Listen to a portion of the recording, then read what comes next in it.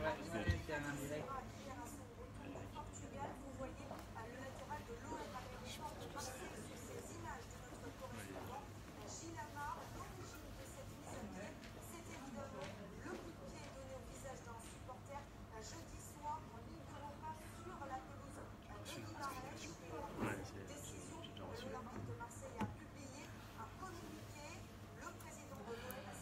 Alors, bonjour à tout le monde. Nous recevons aujourd'hui Monsieur Bali Barayogo. Bali Barayogo, bonjour. Bonjour. Vous êtes élu français. Qui est Monsieur Bali Barayogo? Bali Barayogo, c'est avant tout le deuxième d'une famille de 8 enfants, dont le père a fait le choix de venir s'installer en France il y a maintenant plusieurs années. Donc Adama Barayogo, c'est le frère de Yaya Barayogo, l'ancien gouverneur du Mali, ancien ministre, quelqu'un qui a œuvré beaucoup pour le Mali, et donc j'ai la fierté de porter le nom. Donc on est venu s'installer ici il y a maintenant plus d'une soixantaine d'années finalement, puisque mon père est venu à la fois apporter des compétences techniques, puisqu'il a été mécanicien, et donc nous a permis de pouvoir avoir notre double culture, le Mali, donc avec tout l'héritage qu'il nous a apporté avec ma mère, donc Mariam Kanté, qui sont de la région de Médina-Gloire, et mon père est principalement de la région de Koulikoro. Donc c'est tout cet héritage que nous avons emmené ici en France, et donc c'est ce qui fait de moi à la fois un Français, mais surtout aussi un Français, mais fier notamment de ses origines maliennes. Okay. Je vois que vous êtes né en 73 et oui, à Levallois-Perret, ancien basketteur. Qu'est-ce qui fait le lien, qu'est-ce qui a fait que vous êtes basculé dans la politique et ensuite de Levallois-Perret, vous êtes revenu, vous êtes retrouvé à Saint-Denis ici comme élu? Bah, le Malien, il y a la particularité, c'est avant tout, c'est un voyageur. C'est quelqu'un qui n'a pas peur de se déplacer, et partout où il se trouve, il est chez lui.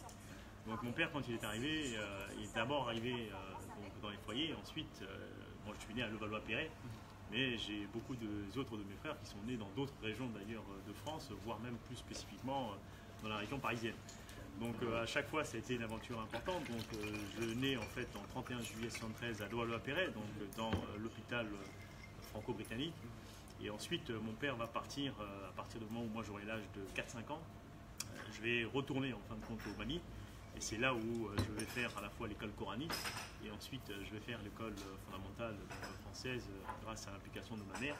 Et je vais revenir ensuite en France, puisque l'objectif pour mon père c'était à la fois de pouvoir trouver un terrain qui permettait de faire venir l'ensemble de la famille. Une fois qu'il aura trouvé ce terrain, donc, qui est arrivé à Saint-Denis avec un logement social à l'époque, qui nous a permis de pouvoir regrouper toute la famille. Et donc c'est là, à partir de là, que nous avons été scolarisés à Saint-Denis à partir de l'âge de 6 ans. Et depuis, j'ai plus quitté Saint-Denis. Avant d'aller un peu plus loin, pouvez-vous nous parler un tout petit peu du CEFOM auquel vous êtes un élu également La CEFOM, alors donc c'est la coordination des élus franco d'origine malienne, et donc c'est avant tout une très belle aventure. C'est à l'initiative d'autres camarades élus des différentes régions de France que nous avons considéré qu'en tant que Maliens, du moins à la fois français sur le territoire donc français, nous avons une responsabilité aussi d'avoir une prise de position par rapport au Mali, qui est avant tout notre mère patrie, et que nous avons considéré que en tant qu'élus français, nous avions aussi des choses à faire valoir, à la fois en étant bien sûr français, mais aussi en étant aussi maliens. Et donc c'est la naissance de la CEFOM avec Ibrahim donc, Keïta, qui a été le premier président, et désormais donc c'est ce qu'on a donc qui du coup a repris ce flambeau. Donc c'est avant tout une belle aventure de Maliens issus bien sûr de la France en tant que telle, mais qui renouvellent finalement leur reconnaissance et qui assument véritablement leur héritage malien et qui veulent vraiment faire avancer la cause malienne. Comment vous êtes retrouvé dans la politique? Parce que là vous êtes deuxième adjoint à la mairie de Saint-Denis. La maire adjoint à la ville de Saint-Denis, c'est avant tout aussi des aventures humaines. C'est-à-dire que moi, je rentre réellement en politique localement en 2000 par l'intervention de Patrick Brauzet, qui était l'ancien maire de Saint-Denis, ancien député. Et donc Patrick Brauzet va me dire, Bali, compte tenu de l'implication que tu as dans cette ville, compte tenu de ton implication dans la dynamique associative, dans le milieu sportif, j'ai envie de faire un bout de chemin avec toi, et donc il va me dire j'aimerais bien qu'on fasse ce bout de chemin ensemble dans l'intérêt de la ville. Donc moi je lui dis je ne suis pas communiste, je ne suis pas encarté au parti communiste. En revanche, la chose dont je suis sûr, c'est que j'aime ma ville, et à ce titre, je veux bien faire partie de l'aventure. Et c'est à partir de là que l'aventure va commencer en 2000, et ensuite cette aventure va perdurer jusqu'à aujourd'hui. Quand est-ce qu'a lieu votre premier mandat en tant qu'élu, donc je démarre en fait en 2001 en tant que conseiller municipal. Et en 2004, je vais devenir maire adjoint en charge de la communication générale au niveau de la ville de Saint-Denis. Et ensuite, je vais continuer à être maire adjoint sur des fonctions de la jeunesse, sur les fonctions désormais de l'emploi, de l'insertion et de la formation. Donc, premier mandat officiel en tant que conseiller municipal, c'est 2001. 2001, d'accord.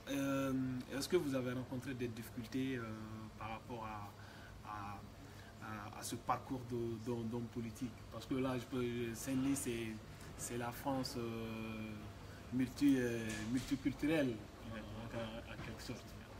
Effectivement, c'est-à-dire qu'être maire adjoint dans une ville comme Saint-Denis, c'est avant tout une fierté, au même titre que c'est d'être fier aussi d'être malien. Et je trouve que dans une ville qui est cosmopolite, où il y a une présence importante de la diaspora malienne, c'est une double fierté. Ensuite, quand on est maire adjoint dans une ville, c'est sûr qu'il y a de fortes attentes de la population, et c'est principalement pour ça que moi j'ai souhaité m'investir dans la vie locale. Bien sûr qu'on a aussi des difficultés, et ces difficultés elles sont liées aux difficultés sociales auxquelles on peut être confronté, aux questions politiques qui peuvent aussi se poser à nous, mais c'est aussi des questions de discrimination que l'on peut rencontrer aussi, parce que quand on est maire adjoint, y compris avec des responsabilités, c'est sûr que ça fait naître aussi des formes de jalousie, ça fait naître aussi des formes de discrimination qu'on peut remarquer sur des formes rédactionnelles qu'on reçoit notamment dans les réseaux sociaux.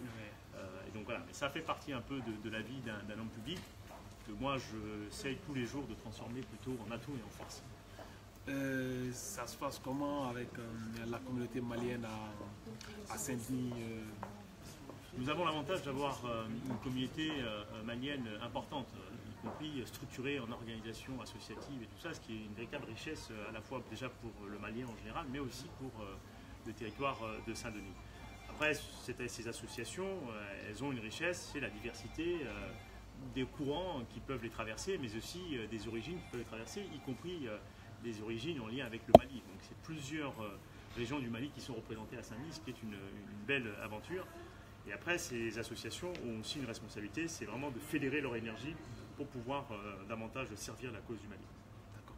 Je vois que vous soutenez également pas mal d'associations à travers la CEFOM. Et qu'est-ce que vous prévoyez pour la communauté malienne et principalement pour le Mali pour les années à venir? La première chose, c'est que je souhaite vraiment que le Mali assume à la fois son héritage historique, mais aussi son histoire d'un État qui a toujours été digne en Afrique en tant que tel. Et il est vrai que souvent, quand je regarde les réseaux sociaux, ou même quand je regarde un peu la presse malienne, j'ai finalement, je vais dire, une pince au cœur de voir dans quelle mesure aujourd'hui les pouvoirs politiques qui sont aujourd'hui à la tête du Mali ne sont pas dignes, ils ne sont pas à la hauteur des ambitions qui sont portées par le peuple malien. Et donc, s'il y a un message qui peut être passé, à la fois, je veux dire, à ces gouvernants, c'est juste de ne jamais s'écarter du chemin qui a fait du Mali un grand État. Et que cela passe précisément par faire une communion entre le peuple, la volonté du peuple en tant que tel, et sa capacité à pouvoir traduire en actes des ambitions fortes, auxquelles, bien sûr, le peuple malien a droit, et on le voit très bien. Au Mali, vous avez plusieurs États qui ont fait le choix de venir s'installer sous des formes soit économiques, soit sous des formes de partenariat. Est-ce que ces États ignorent un instant la richesse que peut représenter le Mali? Non, c'est justement parce qu'ils reconnaissent cette richesse qu'ils ont identifié des potentialités extrêmement importantes. Alors, les gouvernants maliens ne peuvent pas être les seuls à ne pas imaginer, ne pas voir et percevoir cette richesse, qui est une richesse énorme auquel le peuple malien, et particulièrement sa jeunesse, doit véritablement bénéficier. En fait, vous êtes une référence, une fierté pour les jeunes issus de l'immigration et particulièrement de la communauté malienne. Quel appel avez-vous à lancer par rapport à ces jeunes en fait? Et cette jeunesse, l'avantage qu'on a aujourd'hui de la jeunesse malienne, qu'elle soit du Mali, qu'elle soit de France ou même qu'elle soit dans le monde, c'est que c'est une jeunesse qui est de plus en plus connectée, c'est une jeunesse qui est de plus en plus instruite, c'est une jeunesse du coup qui est de plus en plus en phase avec les réalités du monde. Et donc c'est une richesse, c'est un atout extrêmement important. Et l'invitation que je fais à cette jeunesse, c'est aussi de considérer qu'ils ont une responsabilité dans ce que va devenir demain le Mali et qu'ils ne peuvent pas vivre décent de manière assez inconsidérée en regardant le Mali parfois péricliter sur certains fondamentaux auxquels eux peuvent aussi contribuer à apporter un certain nombre de solutions. Et donc c'est une invitation à la fois à cette jeunesse malienne de pouvoir aussi et mettre à disposition leurs compétences qui est réelle au service du Mali, mais c'est aussi une invitation à l'ensemble des courants politiques de faire la place et d'assumer le fait que cette jeunesse doit désormais obtenir le témoin qui est le témoin de l'avenir pour ce peuple et qui est le témoin de l'avenir pour le Mali. Et c'est dans cet exercice-là que le Mali deviendra et confortera son rang de grand État dans l'Afrique telle qu'on le voit aujourd'hui. Okay. Et compte tenu des contraintes de temps, quel est les mots de la fin en fait? Ben, le mot de la fin, c'est d'abord fier d'être malien et d'assumer mon origine culturelle et cultuelle.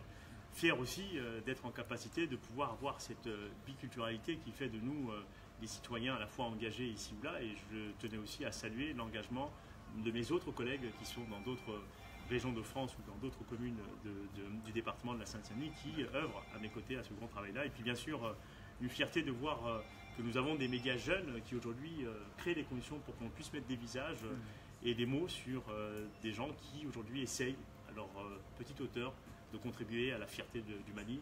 Et bien sûr, c'est un espoir important que je verse aussi à ce grand Mali que nous voulons fort, populaire et bien sûr solidaire. Ok, merci Monsieur Balé Brayo, vous étiez sur Malien et fier, merci à vous et à la prochaine. Merci. Merci.